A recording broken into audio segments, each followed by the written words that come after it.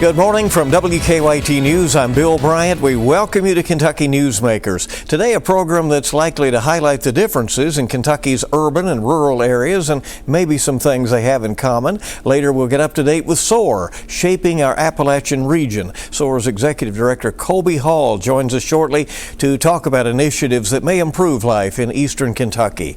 But first, time really is ticking down in the Kentucky legislative session. Republicans dominate in both chambers, and we have talked with GOP leaders in recent weeks. But Democrats have their ways of getting their messages out and sometimes passing bills despite their small numbers.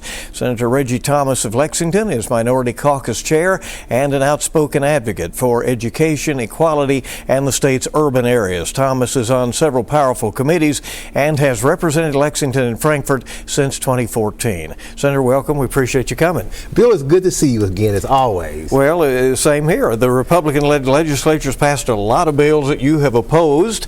How important is it for you to speak out on issues, even when you know that you don't have the votes to knock something down? Well, Bill, there's a couple of reasons. And the first is that you have to speak the truth to people. And you have to speak the truth to those in power and tell them when they're wrong and tell them why they're wrong and point out there's a better way. And I strongly believe that. I'm not shy about saying that. And I believe I'm right. And I always want this state to do the right thing. So that's my first motivation. Secondly, you have to understand, I'm not alone in what I say. There are thousands, maybe probably millions of Kentuckians who feel the exact same way that I do.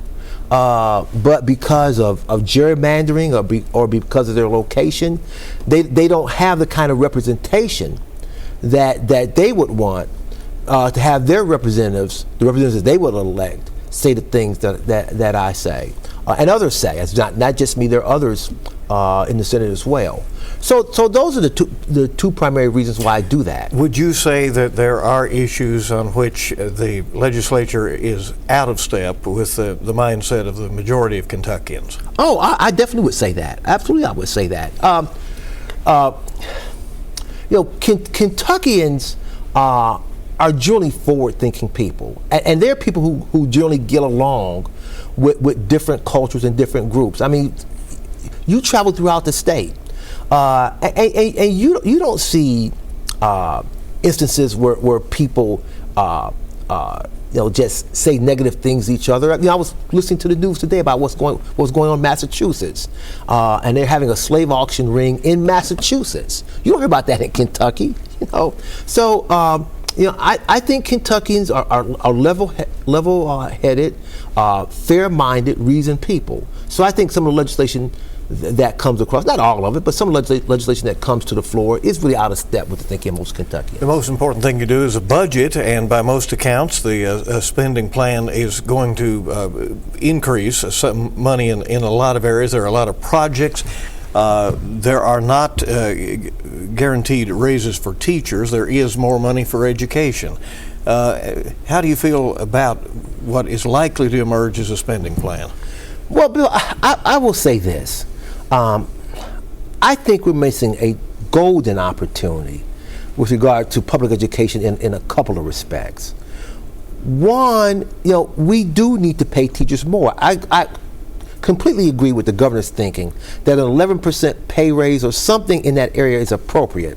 Teachers are underfunded, and there's no question that we ask them to do a whole lot in terms of having to fill out reports, having to attend a lot of meetings, going through a lot of public professional development courses. I mean, we have to spend probably as many hours non-teaching as we do teaching. And they have to spend some of their own money getting their classrooms together. They need to be paid more. They need to be treated like professionals. We're missing a golden opportunity here. A school choice amendment is going on the ballot. It would allow tax dollars to be diverted to private or charter schools under the state constitution. Of course, that would still be up to the legislature. Do you oppose the amendment? I absolutely oppose the amendment, and I tell you why.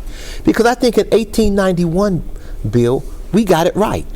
We said we want to set up a system of common schools that's going to be publicly funded for the benefit of generations of Kentuckians, which means common schools means public schools. And we've been doing that quite well now, Bill, for over 130 years. Now, all of a sudden, we want to change that policy and say we want to allow public money, taxpayers' money, to go into the hands of private owners, private owners of schools, not public schools, private owners of schools, private schools, and use those hard-earned tax dollars to benefit private companies, private individuals for private purposes. That is taking us down a path, Bill, that will destroy public education and really create, Bill, a widening gap among classes.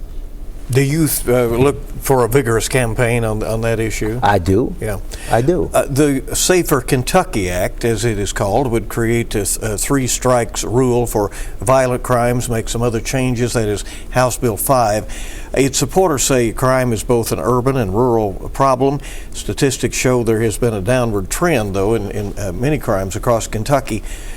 Could you have supported a more narrowly tailored crime bill? This is what, 76 pages, and includes homeless camping. Bill, let me begin by, the answer to the question is yes, I would have supported several measures in that crime bill. We all want to see crime continue to go down. I mean, we want to pursue a course that would eliminate crime. That will probably never happen, but we certainly want to see a downward trend. And I must point out, Bill, since we're here in Lexington having this conversation now, that Lexington has done it the right way. Mayor Gordon, under her leadership, with the help of Divine, Karam, and others, has reduced the murder rate almost in half in 1 year. We've seen violent crime cut back by 50%. And we did that by community engagement, by going out and talking to youth, by setting up programs that benefit people in various communities. That's how you do it. We've tried to lock them up and throw away the key approach, Bill, in the 1980s and the 1990s, and we saw that didn't work. All that did was elevate crime and raise crime. You cut back crime by getting the community engaged and committed to working with law enforcement to cut back crime. So, and those who propose this bill will tell you they don't care about the data. They just want to lock more people up in prison, which is a very expensive proposition. More than $1 million going into destroying families, severing families for minor offenses, and spending all that money in prisons rather than in schools and in health care and other sources that benefit all of us. Do you think this homeless piece of this will work itself out, or do you think we're likely to see a difference in how homelessness is dealt with when this becomes law? Bill, before this legislative session, no one ever thought of homelessness being a crime. By and large, people who are homeless suffer from some form of mental illness. It's an issue that needs to be dealt with carefully in ways that provide treatment and counseling. It's not a crime. And why we're deciding that taxpayer dollars need to put these people in jails rather than treatment is bad policy. There is also an area that has gotten a lot of discussion, but so far no action, and that is on child care. And Kentucky faces sort of a cliff later this year when the federal supports run out for child care that were passed during the COVID era. The most aggressive piece of legislation proposed is the Horizons Act. Senator Carroll from Western Kentucky, it's about $300 million. There seems to be some sticker shock about that. And now a question as to whether much will be done in that area. Well, let me begin by saying, Bill, and you know this, I've been a staunch advocate for universal pre-K.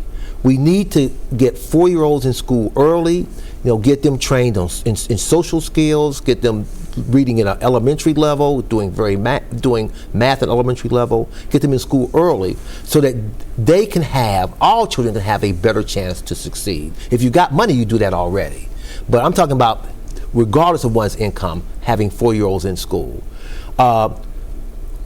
with that said, we need to make sure, Bill, that we do protect the child care industry, because under their business model, and I want your viewers to understand this, they begin to make their money when children are 3-year-olds and up. Dealing with small infants, newborns, 0 to 3 is a lost leader for them. And we want to see families, women, men who want to go to work, be able to do that and be able to have affordable child care so they can go out and earn money, be taxpayers, raise their family properly, give them a good income, good household advantages. And so we need to do both. Why, Senator, does it appear to have stalled when even the Kentucky Chamber of Commerce and business groups have pushed this along with the legislature? Oh, Bill, quite honestly, I have my suspicions.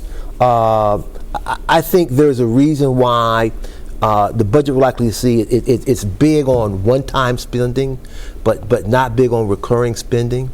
Again, I think we're going to regret that down the road. Is that to position the state for an additional cut to the income tax? I think that's a big motivation in the minds of some people. But again, in doing so, we're cheating our children, we're cheating families out of opportunities that can benefit them now and in the future. Many Democrats have called for, and some Republicans said, that there was likely to be consideration of a bill that would grant some exceptions to the state's abortion ban in cases of rape or incest. Last week, the Senate Majority Floor Leader, Damon Thayer, said on this program the votes are not there for that. Will that continue to be an issue in the Commonwealth? Well, not just in the Commonwealth, but all over this country, because it's clear that Kentuckians and Americans think we ought to have some kind of reasonable exceptions to in the case of abortion, rape, incest. People think that those are clearly common sense exceptions where women ought to have abortion. We ought to be talking about, Bill, something along the lines of when women can reasonably have healthcare options that are consistent with one's choice.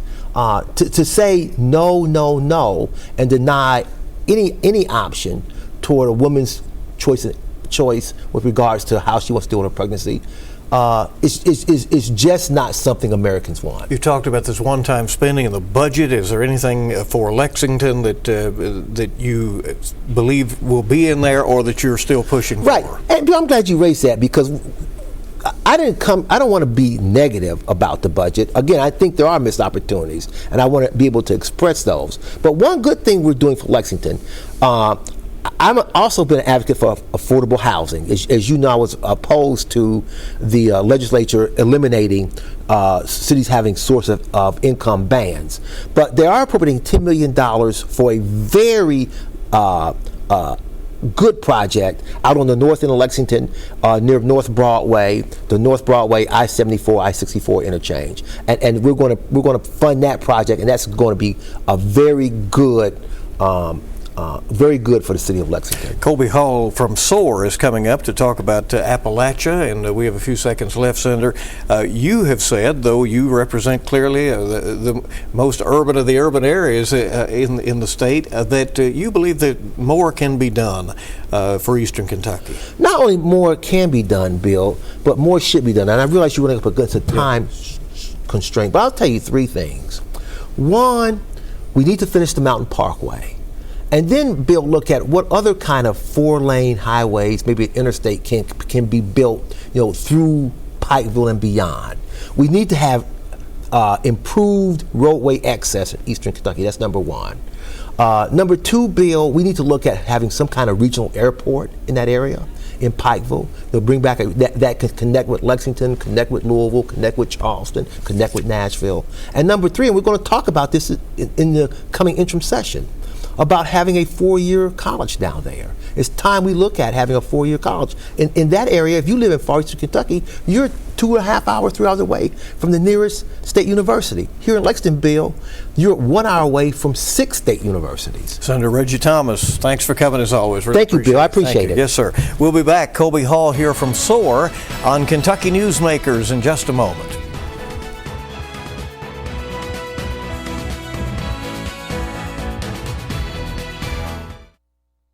Welcome back to WKYT's Kentucky Newsmakers. I'm Bill Bryant. Kentucky's Appalachian region is slowly coming back to life. Cities and counties are rediscovering their history and capitalizing on it.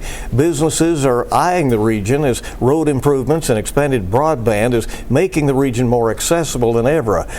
One mantra in the mountains these days is no holler left behind. There's talk of a possible 4-year university in Hazard, and the region is aggressively taking on the opioid crisis, improving healthcare access, and seeing some success in both those areas. This spring, there will be an event to celebrate the rich tradition of country music. So, Shaping Our Appalachian Region, or SOAR, is dedicated to reversing population losses and pushing for big wins in the region. Colby Hall is Executive Director of SOAR, and he joins us to get us up to date. Good to see you, and thanks for coming. Well, thanks so much for the invitation to be here, Bill. You have to start out every day with some enthusiasm and some realism about Appalachia, right? You know, does it seem that people are becoming more committed than ever before? Yeah, I think so. I think my wife wonders if I drink too much coffee sometimes, Bill. But no, I think that's one of the best parts about Eastern Kentucky, right? Are its people and that energy and the spirit of the region. People have been through a lot in the eastern part of the state, have survived a lot, persevered through a lot, and really that dedication and that persistence. It's crucial to where we have to go in the future. So I would say absolutely yes. You have to look at things long term, and you've been doing that. What are some of the big challenges ahead that need to be taken on? Yeah, we try to take at SOAR a really long term look ahead, Bill. I mean, we realize kind of Eastern Kentucky's current situation really has been decades in the making, generations with some of these challenges. And so we feel like we've got to keep a look 50 years ahead, 30 years ahead. Where do we want to be?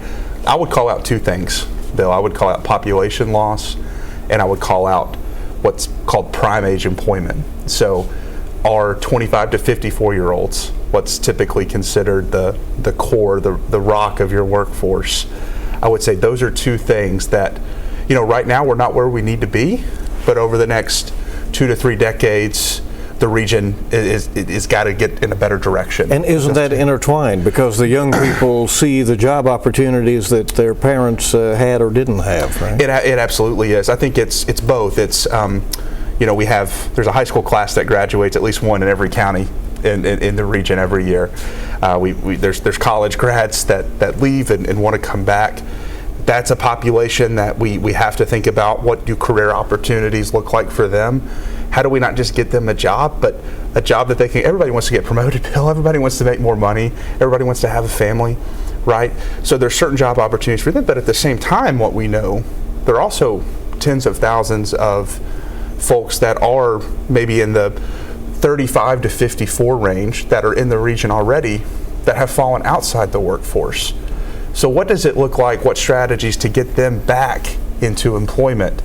But we need both of them, right? We need to find more opportunities for both of those types of people, and that's ultimately going to lead back to more population. How much are broadband improvements contributing to a new sense of enthusiasm, or at least accessibility for the region? It's hard to describe just how much of a game changer, and I try not to be cliche, but it is the biggest thing since rural electrifications in the 30s and in the 40s. I credit a lot to Congressman Hal Rogers, who is our co-principal officer, co-founding officer. Governor Steve Beshear and Congressman Rogers were the brainchild behind the Kentucky Wired project. Governor Andy Beshear has continued that dedication to this. His Office of Broadband Development and Megan Sanfist, they are overseeing the largest investment in last mile broadband in the history of the country, and definitely the history of the state. So broadband's huge. There's a lot of stuff actually most stuff in Eastern Kentucky is hard, Bill, when it comes to infrastructure. Everybody knows that roads, water, everything is more expensive, more costly, more time consuming. Broadband's not easy either, but what I would say excites about broadband is if we can get that right, not that the other things they're still important. Obviously water's still important, roads are more important, but internet gives us access in a different way. It maybe makes those things where we're not out of the game completely. It fights the isolation. Yes, right? It absolutely does. The Mountain Parkway improvements continue. It's soon going to be a much easier trip from Lexington all the way to Pikeville. Yeah, certainly the improvements are ongoing. But that's another game changer. That's huge. Right? Yeah. I mean, people notice when a place is easy to get to or not. And isolation, to your point, and just distance in Appalachia, in the eastern part of the state, has always been something that has worked against us. And investments like in the Mountain Parkway, and there's talks of the Hal Rogers Parkway too, and how do we get the rest of it 4-laned? And those are two huge projects in the long-term future of the region. One of SOAR's tenets is we press on even when it may seem easier to quit. Have you come to appreciate the grit of the people there and the ideas that they are willing to come to the table with? Yeah, I mean, I think the ethos of our organization takes from the region as a whole, and it is persistence. It is not letting the first no get you down, Bill. I mean, it doesn't matter what we're talking about. If it's broadband, healthy communities, small business entrepreneurship, typically there's not an easy path towards where you want to be. So you've got to be creative, you've got to be persistent, you've got to be gritty. And so our organization is just representative of the communities, the cities, and the counties that we serve. The opioid crisis has been and continues to be devastating, certainly. And yet there is a treatment available more quickly now, more resources, more support for those in recovery. How key is that, and is the corner being turned? I think so. I think we have a lot of partners in this, and there's a lot of great organizations in the region that are attacking this. I mean, it was really sad that the eastern part of the state, Bill, became the epicenter of this crisis, but how does the saying go? Out of crisis comes opportunity, right? Or it forces us to innovate. And I think because of that, Kentucky has been seen a leader in a lot of ways on the recovery. I think what we've been most excited about, again, crisis creating more opportunity, COVID and some of the workforce challenges that employers have seen. No longer was there's this plentiful workforce that was available for them. So it forced, I think, employers to look outside the box in terms of some of these requirements, some of these things that we're asking for applicants, are they actually needed? So second chance employment has been very important. Exactly. Yeah. It's huge because we know, I mean, everybody, nobody's perfect, Bill. Everybody deserves a second chance. I think most Americans, definitely most Kentuckians believe that. And I think because of that, and after this need for employers, it's been a huge win. I'm not saying it's easy for folks coming out of recovery, but it seems like there's been a real shift with most employers. They've been much more open to looking at second chance employment and folks exiting recovery. And it's critical for those people too, that they've got to find gainful employment to get that sense of purpose back in their lives. You brainstorm a lot at SOAR. You have pitch competitions, right, where people come up with ideas and maybe compete for some funding that may be available. And you have one of those coming up in April. That's right. That's right, in Ashland, our Startup Appalachia pitch competition. We've had a great partnership with Community Trust Bank, who's been our main supporter there, and KY Innovation, which is the state's arm for entrepreneurship, high growth startups, and we're fortunate to be the hub in the eastern part of the state. And so we know we have a lot of good ideas in the mountains, Bill. There's a lot of people that are trying to start businesses and we want to try to give them access to the same resources that they would get in other places across the country, because we don't feel like anybody should be penalized for being being born someplace and then not having that access. Our pitch competition's one way we do that. I mean, we're going to be giving away $15,000 total in prizes. So I mean, first place gets $10,000. I mean, that's a good chunk of money. So it's a great event, and it's open to the public too, Bill. So we encourage anybody to that's interested in coming out to join us. There's a country music highway tribute show coming up this summer. And from Loretta Lynn to Chris Stapleton and many stars in between. We have so much rich country music tradition in eastern Kentucky as well, and you're going to celebrate that. We are. I'll be quite honest with you. I feel like every couple of weeks there's another name that I didn't realize was connected, that had been a star of the past, that had their roots in eastern Kentucky. It really is amazing. This event has been a lot of fun, Bill, putting it on. There's 13 counties, I mean, give or take, about more than 13, but 13 directly on the highway from Boyd County all the way down to Letcher County. And this event is a way to try to regionalize this asset. A lot of people come from all over the country and the world. They visit Butcher's Holler, I mean, the home of Loretta Lynn and things like that. But we also see this as an opportunity to lift up our current talent, right? The folks that haven't made it just yet. We see this as an event as to celebrate their original content and to maybe make it their path a little bit easier. I mean, there's been all this talent found organically in Eastern Kentucky. Could this event make it easier for the next generation? More information on that and how to get involved with SOAR on your website, right? Which is www.soar-ky.org. One more quick question. There is this study to consider making Hazard Community College a 4-year university. Are you monitoring that possibility? Of course. I mean, we're always interested in all that, but we know there's a lot of really smart people that are spending a lot of time looking at that, and we look forward to more information coming out. All right. Colby, thanks. We appreciate you coming. Thank you. Colby Hall from SOAR. We'll be back on Kentucky Newsmakers in a moment.